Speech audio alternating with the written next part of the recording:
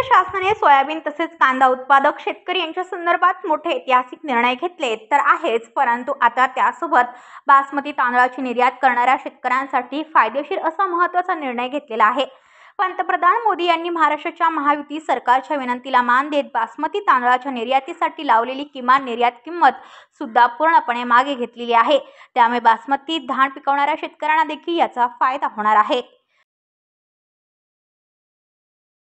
केंद्र शासनाने सोयाबीन तसेच कांदा उत्पादक शेतकरी यांच्या संदर्भात मोठे ऐतिहासिक निर्णय घेतले तर आहेतच, परंतु आता त्यासोबतच बासमती तांदळाची निर्यात करणाऱ्या शेतकऱ्यांसाठी देखील फायदेशीर असा एक महत्त्वाचा निर्णय घेतलेला आहे।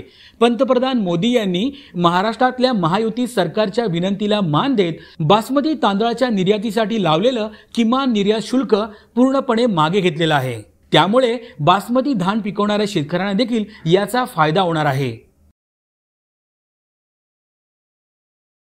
Video reporter Ashwini Ilge, KTV news, Mumbai.